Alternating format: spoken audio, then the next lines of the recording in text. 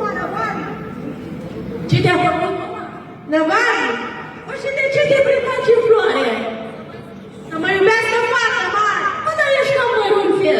Asta crezi că, mărice? Păi până treci tu și mai veniți cu cineva, ia să văd cine este mititelul ăsta. Fetele ale mii se rămâne sărutate, noi am tot.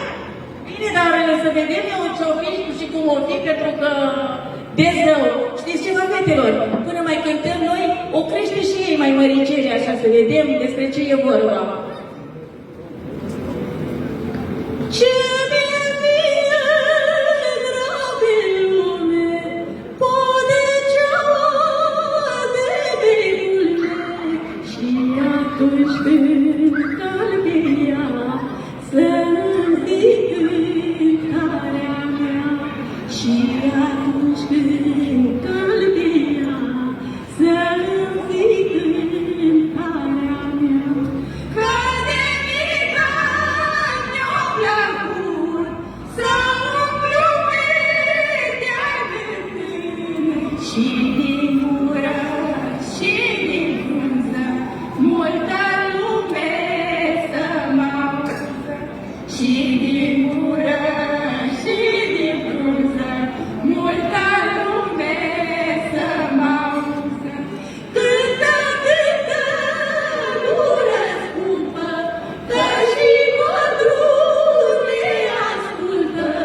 se ia cu muntele în brață și se umple cu vedeață. Se ia cu muntele în brață și se umple cu vedeață. Ia stați, fetelor, așa că avem bani mari, îi plecați mare aici. Ce s-a întâmplat? Păi stai să vedem. Ia ascultă-mă, nepoată. Ce stai așa supărat? Păi, o venit și pentru mine un băiat mai înalt din alt sat. Păi și eu să mă Ia uitați, vedeți? E și ea de măritat și nu vine un băiat până pe măsura ei. nici de cum. Păi cum așa? Ne-am adunat toate florile și ne-am urcat cărările. Dar tu ești ca mândalnic. M-a făcut cu manăvari.